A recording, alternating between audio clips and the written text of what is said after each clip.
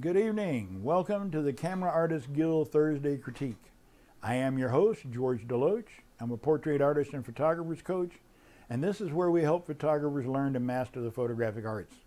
We're going to jump into the broadcast. We got some great images here tonight, so stay tuned. I'm going to spin around and kick this thing off, and let's get going. This is 𝐦𝐤𝐤𝐤, and what I was saying was that you're at the beach. You got a nice model. You got nice, what you guys call the shore on the East Coast. We call it the beach on the West Coast. But on this one, it looks like just slightly that horizon is off. It looks like that horizon is like the camera's tilted a little bit. But the thing that I was saying about this particular image is that it cries out to be a horizontal. You got a model that is posing horizontal. She's got her vertical up here, but her body's stretching out that way. And you've got all of the sand here, which really doesn't add anything to the image. It's just negative space. It doesn't benefit the image at all. Turn this to a horizontal. Drop the camera angle some to where you're closer to her eye level rather than shooting down on her.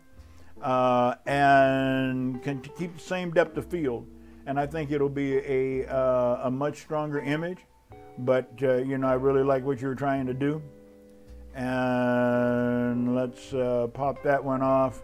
We're going to go to 𝐥𝐤𝐤𝐞. What I want to do right now while it's still, well, I'll go back and do it at the end of the broadcast. I'll jump back at the end of the broadcast and bring Lee's up. 𝐥𝐤𝐤𝐞. Love the saturated color, Gary. It's just, I love high contrast. I love saturated color.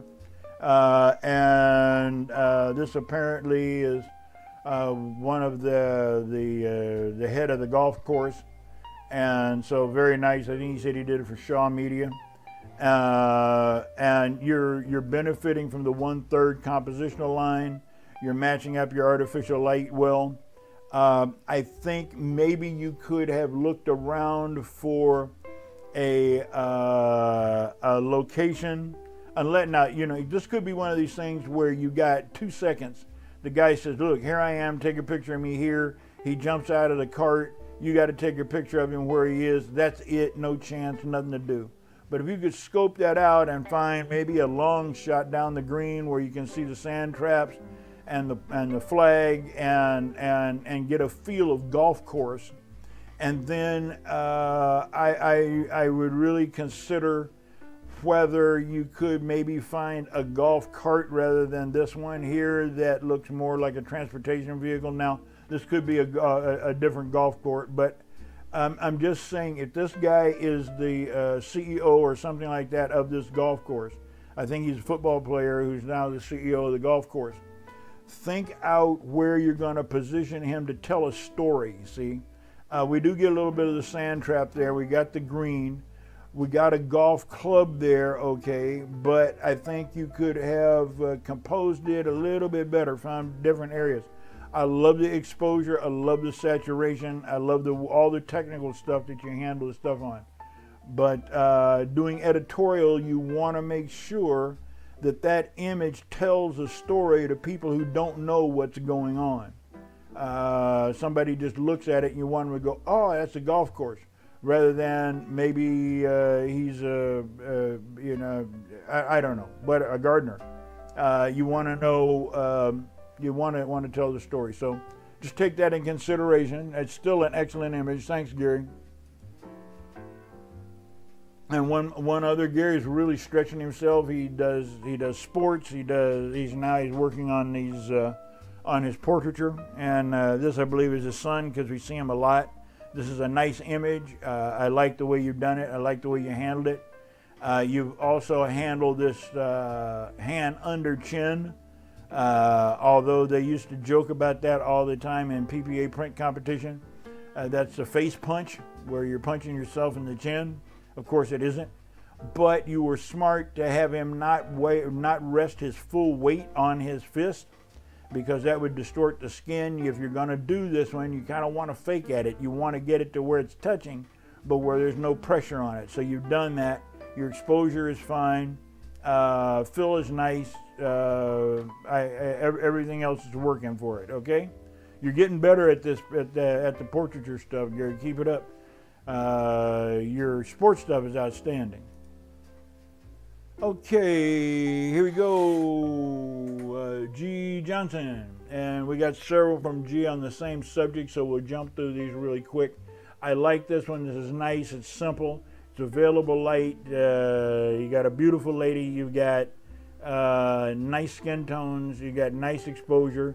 You found a place where you have a very broad, open light that's not direct sun. You found a shade or an overcast day or someplace to put her in a shaded area. You've made a great choice depth of field wise. You're using a very shallow depth of field, so you're probably using a longer lens with a wider f-stop, and this is where that depth of field comes in. It is not so shallow that the tips of her hair end up being out of focus. You can go too far and go like f4 with a 200 millimeter lens, f4, f1.4 or f1.8 or f2.8. 2.8, most 200s are 2.8. Let's get your numbers right. Let's say you go 2.8 at 200, and that might literally cause the ends of the hair to be frizzed or look out of focus. But here you've chosen somewhere, I would imagine, in the 5-6 range, which gives you a shallow depth of field, maybe 6 to 8 inches or a foot, but then you're far enough off your background that you got a really nice bokeh there, a really nice background. So that one, I like that one. Thanks, G. This is another one, same maker, G. Johnson. I like using, again, the bridge. This is that same perspective looking down the bridge.